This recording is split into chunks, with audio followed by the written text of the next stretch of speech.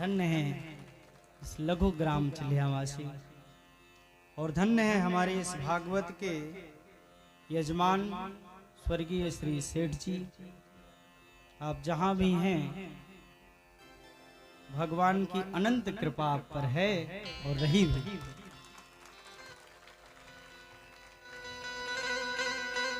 इस प्रकार से विदुर जी महाराज के मैत्रेय मुनि ने बड़ा सुंदर उपदेश दिया। सृष्टि के बारे में अब प्रश्न विस्तार से सृष्टि प्रक्रिया वर्णन किया। भगवान नारायण के नाभि कमल से ब्रह्मा जी प्रकट हुए और ब्रह्मा जी अपने इच्छा से 4 ऋषियों को प्रकट किया। 4 ऋषि कौन? सनक, सनंदन, सनातन और सनत कुमार। इन 4 ऋषियों को प्रकट किया। इनसे बोले भैया आप सृष्टि का विस्तारित मान करें। तो बोले मुझे ये सृष्टि वृष्टि नहीं करनी। पिता का बात पुत्र नहीं मानता। क्रोध में आ गए ब्रह्मा जी, भ्रिकुटी का भेदन किया। तुरंत रुद्र भगवान प्रकट हो। बोलो रुद्र भगवान की। रुद्र भगवान प्रकट हुए। रुद्र भगवान से कहे ब्रह्मा जी बेटा तुम सृष्टि का विस्तारित मान करो। भगवान शंकर ने कहा जो पिता आज्ञा, जो आज्ञा पिताजी। अब क्या हुआ महाराज? सांप, गोजर, भिक्षु, भूत, प्रेत, बैताल की सृष्टि प्रारंभ कर दिया भगवान से उन्हें। ब्रह्मा जी ने कहा बेटा रुको रुको रुको, ये सृष्टि हमें तुमसे नहीं करवानी, बैठ जाओ। भगवान ने कहा जो पिताजी की आज्ञा। समाधि लगा करके भगवान शंकर बैठ गए। अब की बार मन से 10 पुत्रों को जो है उत्पन्न किए। ब्रह्मा जी ने मरीच, यत्री, अंगिरा, पुलस्त, पुलह, भृगु, वशिष्ठ, दक्ष, देवर्षि, नारद ऐसे 10 ऋषियों को उत्पन्न किया। छाया से महामुनि कर्दम जी को प्रकट किया और वाणी से कन्या सरस्वती को प्रकट किया और दक्षिणांग और वामांग बाहु से मनु और शतरूपा को प्रकट किया, जिनसे मनु और शतरूपा से इस सृष्टि का विस्तार हुआ।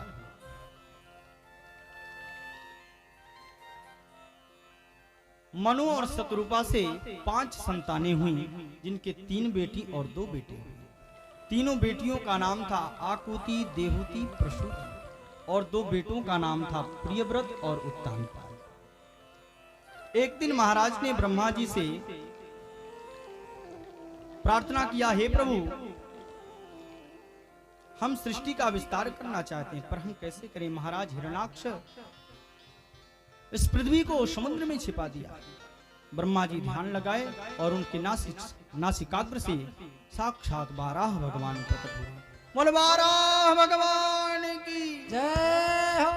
बाराह भगवान प्रकट हुए और हिरण्याक्ष का उद्धार कर पृथ्वी को यथा स्थान रखा। मैत्रेय मुनि कहते हैं विदुर जी महामुनि कश्यप, दिति, अदिति, धनु, काष्ठा, सुरसा, उनके अनेक पत्नियां हैं। उनमें दिति नाम की जो पत्नी है वो दैत्य की माता है। एक बार कश्यप जी सूर्यास्त के समय, संध्या वंदन के समय माता दिति आ गई और उनसे रति याचना की बात करी। बोले देखो ऐशाम घोर तमाम बेला, गोदोहन काल में सायंकालीन के बेला में स्त्री प्रसंग नहीं करना चाहिए, क्योंकि जो स्त्री प्रसंग करता है गोदोहन काल में उसको राक्षस पुत्र की जन्म होती है। राक्षस पुत्र दैत्य जन्म लेता है। कश्यप जी ने मना किया पर देवी दिति नहीं मानी। बोले ठीक है। रति याचना हुआ। होने के पश्चात में अब महाराज 100 वर्ष उस रति याचना से दिति के गर्भ में 2 बालक जुड़वे आए, परंतु 100 वर्ष तक माता दिति ने इन पुत्रों को जन्म नहीं दिया। परंतु 100 वर्ष के बाद जब जन्म दिया तो यही हिरण्याक्ष और हिरण्याकश्यप है। देखते ही देखते दोनों भाई बड़े हो गए महाराज। विदुर जी ने पूछा मैत्री जी से, ये हिरण्याक्ष और हिरण्याकश्यप कौन था? तब उन्होंने बताया कि महाराज सनक, सनंदन, सनातन, संत कुमार चारों जो ऋषि हैं, एक बार भगवान के सुतल लोक साकेत धाम गोलोक में दर्शन करने आए। तो यही हिरण्याक्ष और हिरण्याकश्यप उस योनि में जय और विजय था, द्वारपाल बना। चारों ऋषियों को इन्होंने रोक लिया। क्रोध में आकर भृकुटी का भेदन कर इसको सीधे धरातल पर गिरा दिया। क्षमा याचना किए तो बोले, तुम जाओ माता अदिति के गर्भ से जन्म लोगे, परंतु तुम दैत्य होगे। वही ये हिरण्याक्ष और हिरण्याकश्यप। देखते ही देखते दोनों भाई बड़े हुए।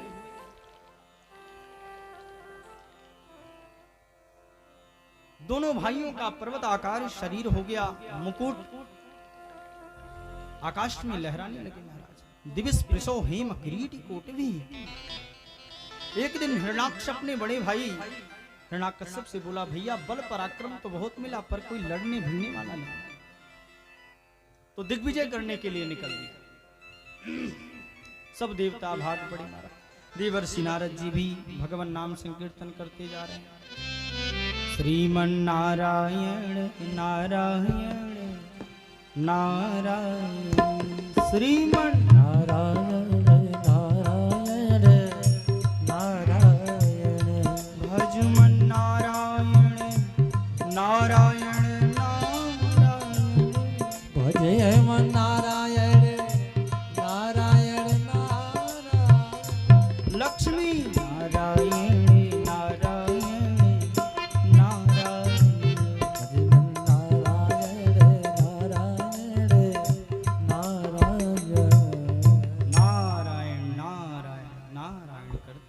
देवर्षि नारद जी बीणा पर वादन। परंतु अब ये हिरण्याक्ष देखा नारद जी को, बोले, हे नारद, हे बाबा, ये क्या नारायण नारायण नाम रट लगाए रहते हो? कुछ लड़ना भिड़ना भी जानते हो कि बस ऐसे ही? देवर्षि नारद जी ने देखा, अरे भैया ये कौन है? देवर्षि नारद जी कहा, भैया मैं तो लड़ना भिड़ना नहीं जानता, पर लड़ाना भिड़ाना अवश्य जानता हूं। लड़ना भिड़ना तो नहीं जानता, पर लड़ाना भिड़ाना अवश्य जानता। जाओ तुम्हारा मनोरथ पूर्ण हो। जहां मार पड़े तहां भाग भाग, और जहां लूट पड़े तहां टूट। तो देवर्षि नारद जी कभी मारे मर्द होते हैं तो कभी भागे है ना? और मर्द हो भाग लिया ना देवर्षि नारद जी। अब ये कुछ नहीं पाया तो पृथ्वी को ही चुरा करके समुद्र में रख दिया। प्रार्थना हो, अब ब्रह्मा जी कैसे सृष्टि का विस्तार होगा? तब जो है ब्रह्मा जी का स्तमन हुआ। उनके नासिकाग्र से भगवान बारह रूप में प्रकट होकर के कर्णे कर्ण मूले हन यथा तुष्टम मर्द, एक तमाचा तमक कर दिया महाराज। सीधे हिरण्याकश्यप धरातल पर गिर गया। समस्त देवता भगवान की स्तुति करने लगे, भगवान का बड़ा सुंदर भाव से स्तुति करने लगे। करुणा निधान रउआ जगत के दाता, करुणा निधान रउआ जगत के दाता, करुणा निधान रउआ जगत के दाता है। श्री भगवान रउआ जगत के दाता है।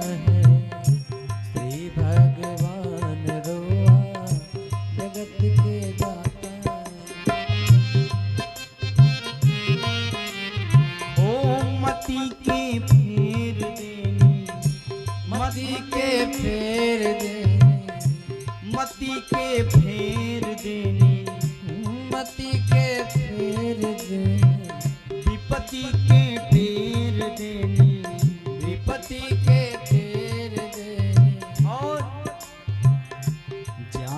जहान रउआ जगत के दाता हो जाने जहान रउआ जगत के दाता है करुणा निधान रउआ जगत के दाता है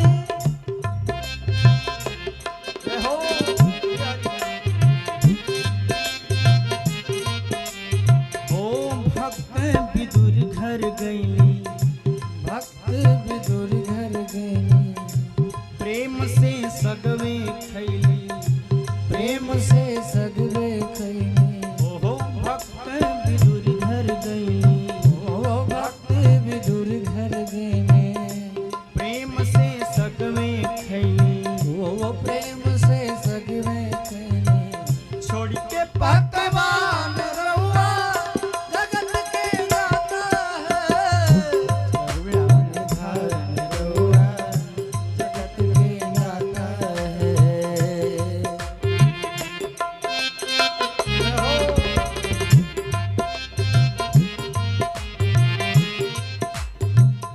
श्री भगवान रउआ जगत के दाता है। बोल परब्रह्म परमात्मा की जय द्वारिकाधीश की। जय हो अब देवताओं ने भगवान से स्तुति कर रहे हैं, परंतु स्तुति कैसा कर रहे हैं? दब करके। महाराज कहीं एक हाथ में ये धरातल पर गिर गया, इतना बड़ा शरीर इसका विशाल, ये हो ही नहीं सकता। पर भगवान की स्तुति कर तो रहे हैं, पर डर करके कर रहे हैं। क्यों? क्योंकि कहीं उठ जाएगा महाराज तो हम भी गोविंदाय नमो नमः। तो जब देखें कि उठा नहीं, भगवान सोचने लगे देखो इन देवताओं को, इनको बचाने के लिए मैंने इसका ये हाल किया और ये मुझ पे ही शक करते हैं।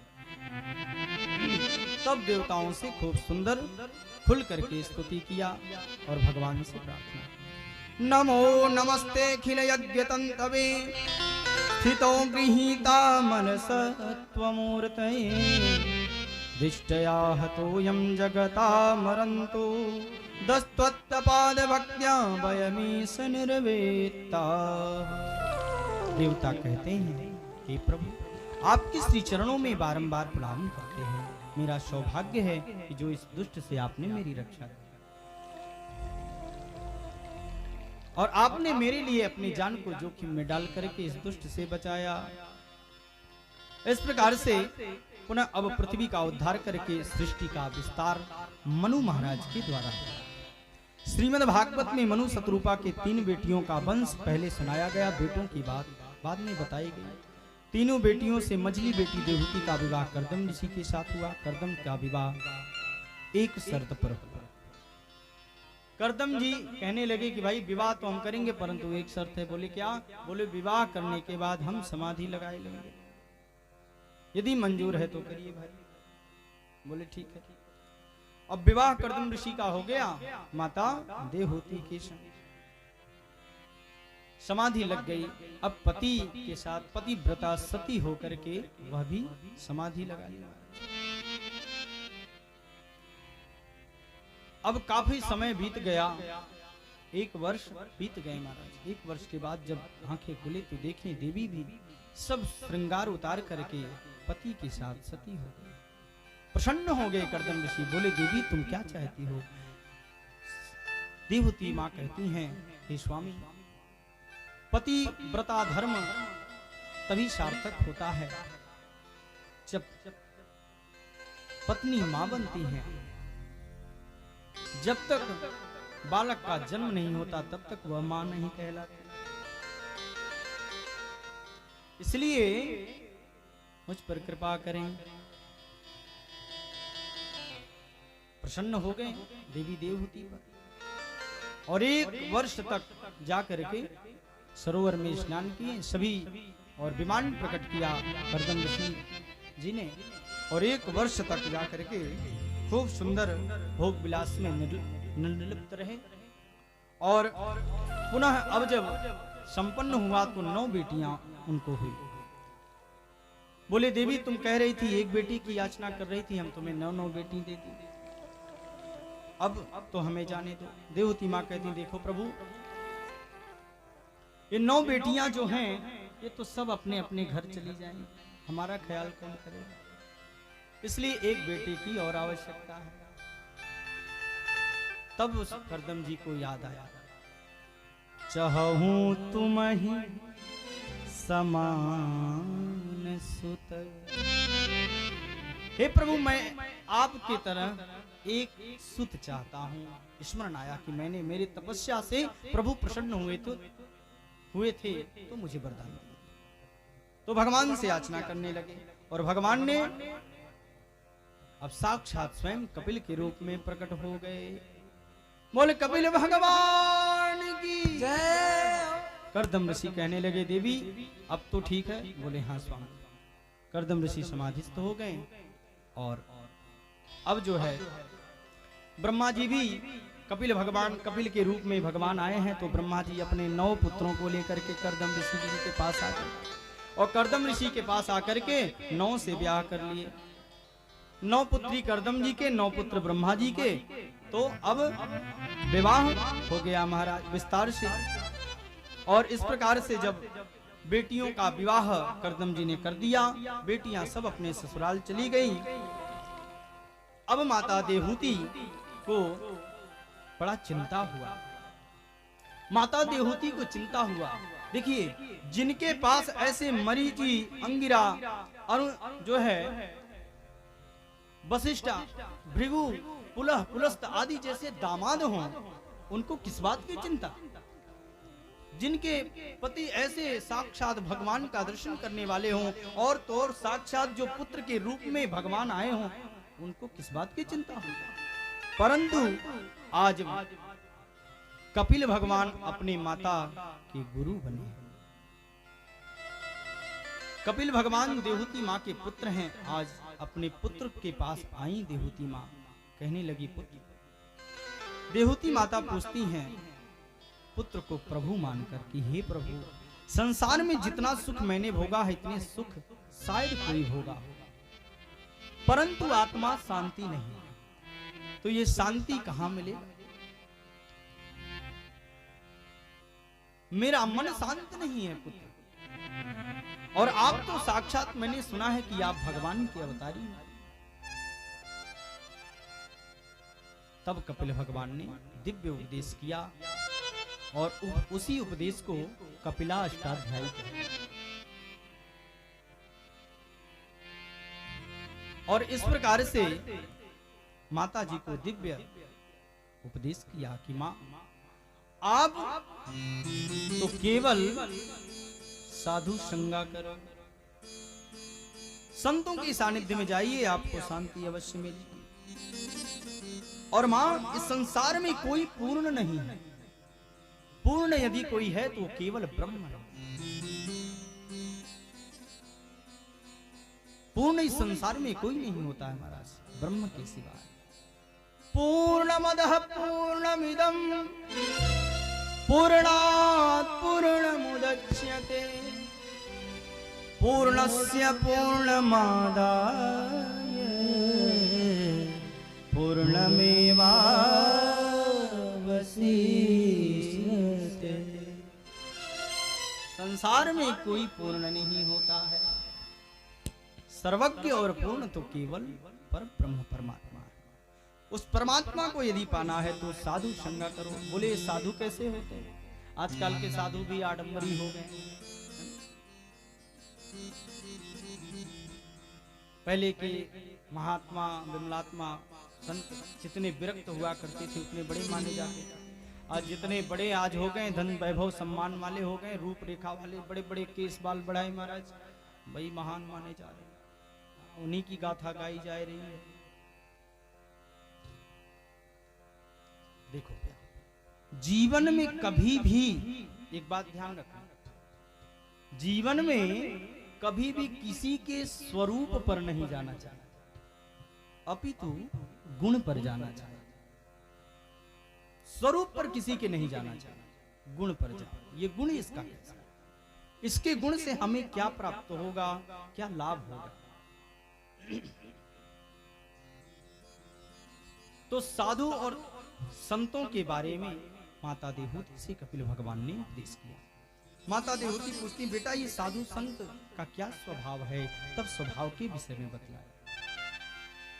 तितिक्षवः कारुणिकाः सुहृदः सर्वदेहिनां आजात शत्रवः शान्ता साधवः साधुभूषणा। तितिक्षवः, तितिक्षव माने बड़े सहनशील। साधु संत को सहनशील रहना चाहिए। सुहृद सर्वदेही, जितने भी देहधारी हों सबको अपना सुहृद मानना चाहिए। आजात शत्रवः शांता साधवः साधु, साधु के अंदर करुणा होना चाहिए और वह आजात शत्रु होता है जो सब में अपने प्यारे का दर्शन करे तो वह बैर करे तो किससे करे। सिया राम में सब जग जाए, सब में प्रभु है, तो अब बैर किससे करना महाराज? एक बात और बता कि जितना शत्रु याद आते हैं उतना प्रेमी नहीं याद आता।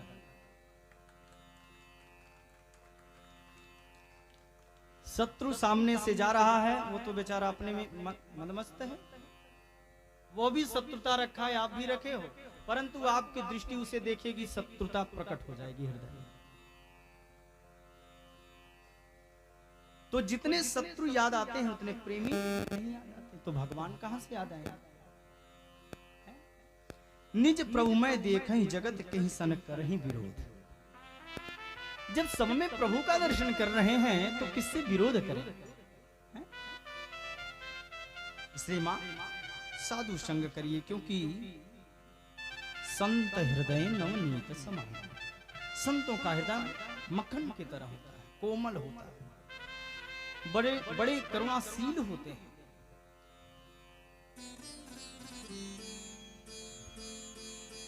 एक बार एक बाबा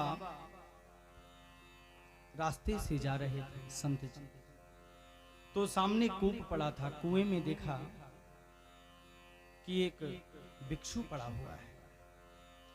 उस भिक्षु को बाबा निकालने लगे और जैसे निकाले तैसे भिक्षु ने बाबा को डंक मार दिया। बाबा को डंक मार दिया। बाबा का कथन यह था कि देखो ये भिक्षु है, ये यदि अपना स्वभाव नहीं छोड़ सकता तो मैं तो संत हूं, मैं अपना स्वभाव कैसे छोड़ सकता? मैं अपना स्वभाव कैसे छोड़ सकता?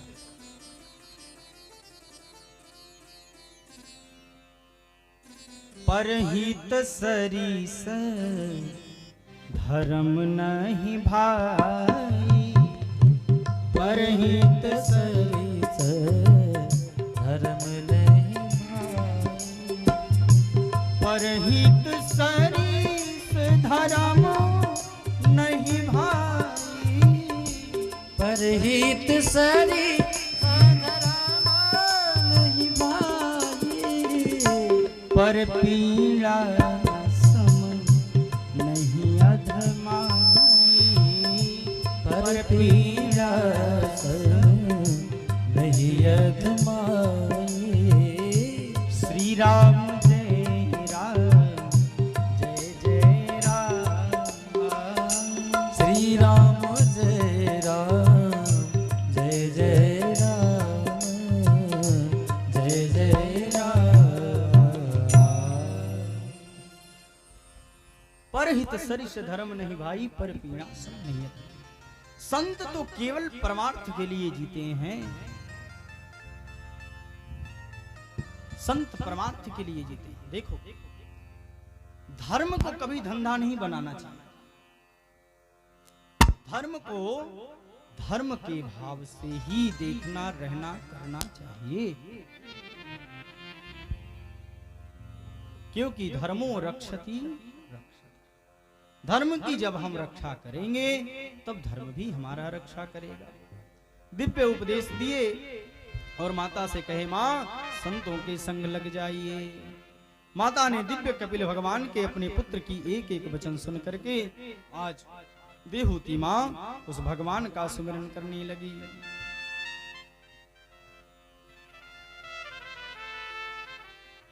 भगवान जो चाहते हैं वही करते हैं। गोस्वामी जी कहते हैं, उमा दारू जो सित की नाई, उमा दारू जो सित की नाई, उमा दारू जो सित की नाई, उमा दारू सित की नाई, सब ही नचावत राम गोसाई, सब ही नचावत राम गोसाई। उमादारी योषित की नाई, सब ही नचावत राम गोसाई। आप लोगों ने अपने जीवन में कठपुतली का नाच देखा है? किसने किसने देखा? हाथ उठा। कठपुतली, कठपुतलियां नाचती है, नचाने वाला पर्दे के पीछे रहता है, ऐसे भक्त और धागा लगा करके नचाता है ना? तो नचाने वाला पर्दा के पीछे होते हैं। ऐसे परमात्मा भी धागा लगा करके हमको जैसे नचाते हैं हम वैसे नाचते हैं, जैसे नचाते हैं हम वैसे ही नाचते हैं। माँ पुनरपि जननम पुनरपि मरणम पुनरपि जननी जठरे सैना।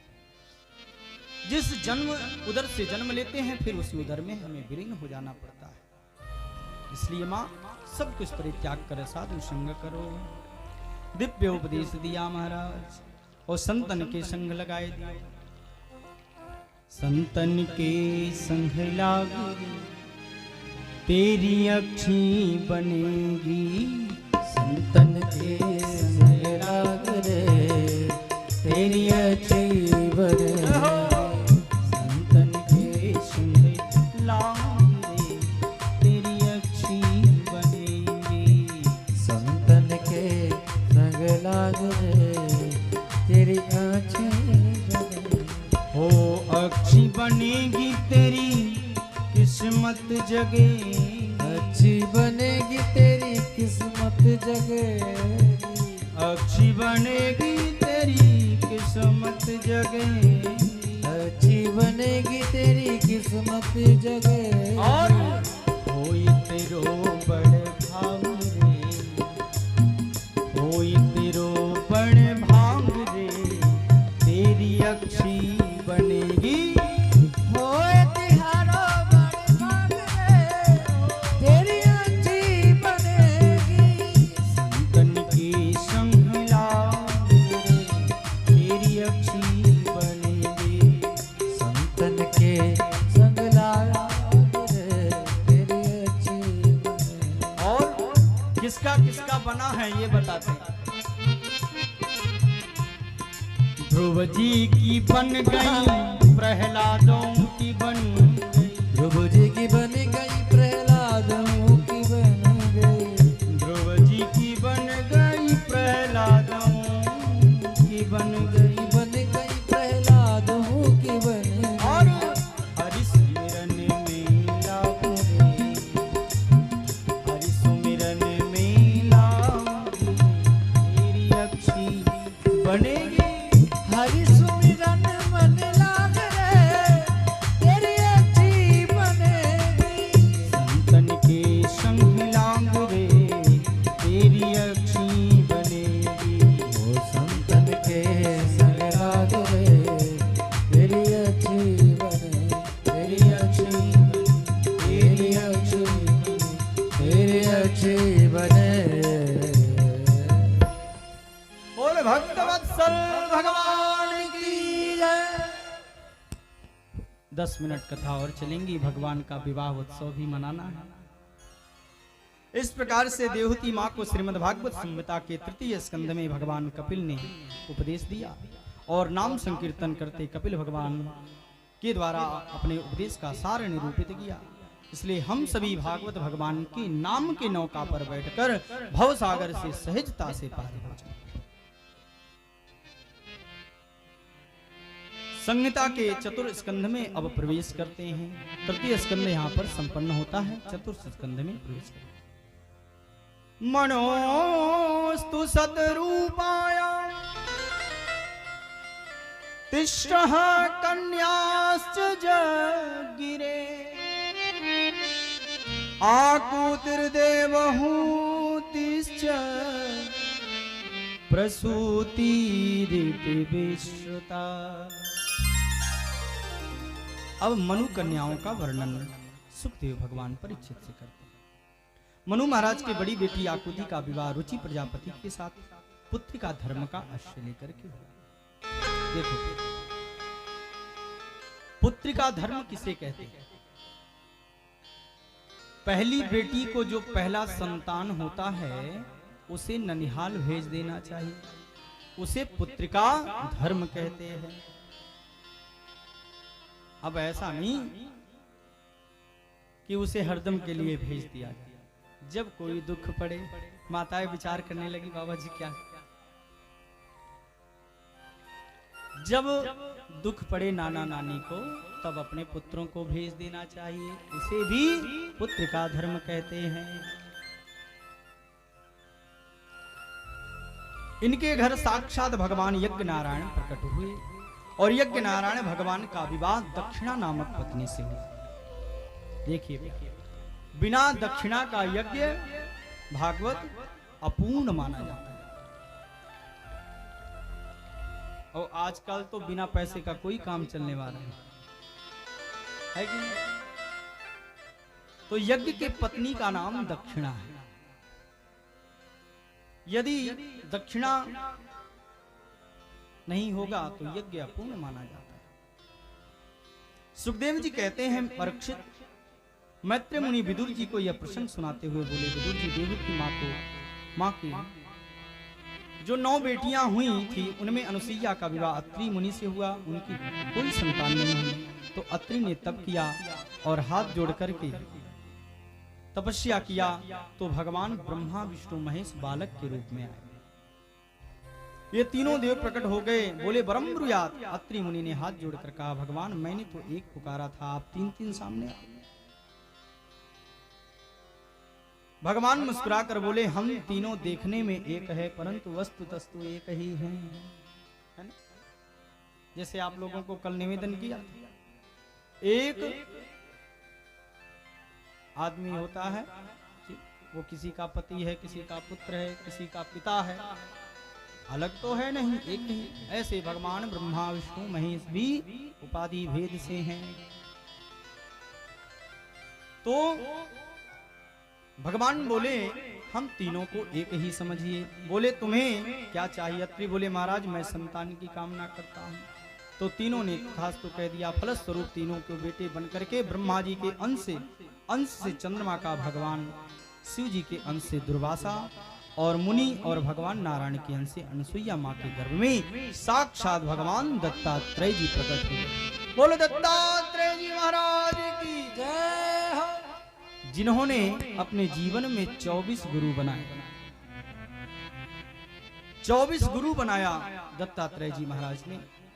मैत्रेय जी कहते हैं, विदुर जी, मनु महाराज की सबसे छोटी बेटी प्रसूति देवी का विवाह दक्ष प्रजापति के साथ हुआ। जिनके 16 बेटी हुई, उन 16 कन्याओं में 13 कन्या धर्म की पत्नी बनी और उन धर्म मूर्ति नामक पत्नी गर्भ से भगवान नारायण ऋषि रूप में प्रकट हुए, जो आज भी बद्रीनाथ में हैं, धाम में विराजमान हैं। अब तो पूछेंगे भी नहीं क्योंकि यहाँ कोई गया ही नहीं तीर्थाटन। अच्छा, कुछ लोग आए हैं जो गए हैं, कुछ लोग आए हैं जो गए हैं। स्वाहा नामक बेटी अग्नि को ब्याही और स्वधा नामक बेटी पितरों को ब्याही और एक बेटी भगवान शंकर को ब्याही, जिनका नाम देवी सती। शिव पत्नी सती देवी को कोई संतति नहीं हुआ। मैत्रेय जी विदुर जी पूछती है क्यों महाराज, उनको क्यों संतति संतान क्यों नहीं हुआ? तब विदुर जी कहते हैं, सुखदेव जी परीक्षित जी से कहते हैं कि भोलेनाथ का अनादर दक्ष प्रजापति ने कर दिया था, इसलिए माता सती अपने पति का अपमान न सह सकी और दक्ष के यज्ञ में अपने शरीर को विध्वंस कर लिया। मैत्रेय जी कहते हैं, विदुर जी ध्यान से सुनिए। एक बार पितामह ब्रह्मा ने समस्त देव परिकर के बीच अपने पुत्र दक्ष को प्रजापति घोषित कर दिया। प्रजापति पद पाते ही दक्ष को बहुत अहंकार आ गया महाराज, और जब अहंकार आ गया तो स्वागत समारोह का आयोजन किया, सबको बुलाया, सब आए। तो दक्ष प्रजापति जब सभा में प्रवेश किए तो सब देवता तो उठ गए, परंतु ब्रह्मा विष्णु और महेश नहीं उठे।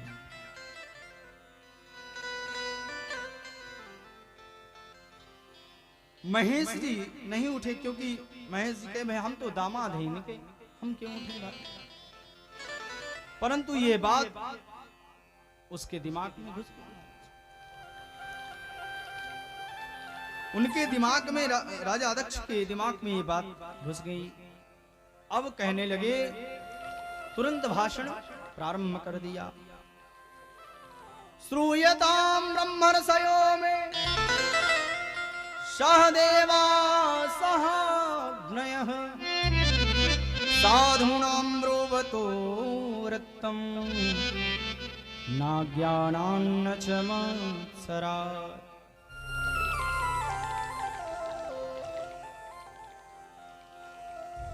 भगवान शिव उठे नहीं, क्योंकि मुख्यमंत्री आए हैं, सब स्वागत में खड़े हैं, सब स्वागत में खड़े हैं। परंतु जब प्रधानमंत्री आ जाते हैं तो मुख्यमंत्री का अस्तित्व खत्म हो जाता है। तो भगवान शिव अपने आप में प्रधानमंत्री हैं, जो देव नहीं कहे जाते, देवादिदेव महादेव कहे जाते। यह एक ऐसे देवता हैं जिनके एक माह निरंतर जलधारा प्रवाह होते हैं श्रावण मास में। और भी कोई देवता का एक महीना पूजा होता है? नहीं होता। भगवान शंकर के आगे सब फीका पड़ रहा था महाराज। तो अब यह अपमान दक्ष सह नहीं सका। बोले, सावधान होकर सभी समाज सुन लीजिए, केवल एक ही बात कहना चाहूंगा कि विशिष्ट लोगों में विशिष्ट लोगों का ही आगमन होना चाहिए। अब तो सब आपस में ताकने लगे महाराज कि इसमें अभिष्ट कौन दिख रहा है, विशिष्ट। बोले, क्या इधर उधर देख रहे हो? अयम तु लोकपालानाम यशोभ्रम निरपत्रपः। ये तुम्हें शंकर दिखाई नहीं देता क्या? निरपत्रम माने होता है निर्लज्ज।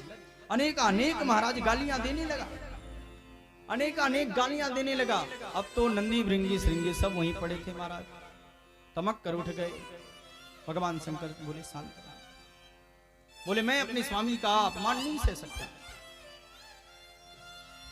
अब तो महाराज कहां स्वागत समारोह में अब श्राप समारोह आरंभ हो गया। इधर से भृगु पूषा सब जो है शाप देने लगे, तुम शिवगण के जितने be नंदी भृंगी हो सब पाखंडी हो जाओ। तो भी श्राप देने लगे, तुम लोगों का भी विनाश हो जाए। इस प्रकार से भगवान विचार करने लगे। भगवान विचार करने लगे, ये महाराज ये तो यह जो है श्राप समारोह आरंभ हो गया। भगवान शंकर देखिए ऐसे सरल हैं। भगवान के पास एक बार सर्प आया, बोला, प्रभु मुझे सर्प योनि क्यों नहीं? मैं तो किसी का कुछ बिगाड़ता भी नहीं हूं, फिर भी मेरा मस्तक कुचल करके मुझे मार डालते हैं, मैं कहां जाऊं? भगवान कहते हैं, जिसका कोई नहीं उसका मैं। मेरे शरण में आ जाओ। इसलिए भगवान भुजगेंद्र हारम कहलाए। भागते भागते इधर भूत प्रेत भी आ गए। प्रभु हम कहां जाएं? हमें तो लोग बोतल में बंद करवा करके जमीन में गड़वा देते हैं, हम कहां जाएं? भगवान बोले चिंता मत करो, सब हमारे पास। ऐसे कर्पूर गौरम करुणावतारम संसार सारम भुजगेंद्र सदा वसंतम हृदयारविंदे भवम भवानी सहितम। ऐसे भगवान शंकर, किसी ने कहा कि जब तुम्हें ये मरकट दिखाई दे रहा है तो अपने मृग लोचनी को इस मरकट लोचन से विवाह क्यों किए? अब तो महाराज जले पर नमक छिड़क दिया। दक्ष तमक करके उठ गए। मैं इस अपनी मृग लोचनी कन्या को इस मरकट लोचन से ब्याह करता। अब तो महाराज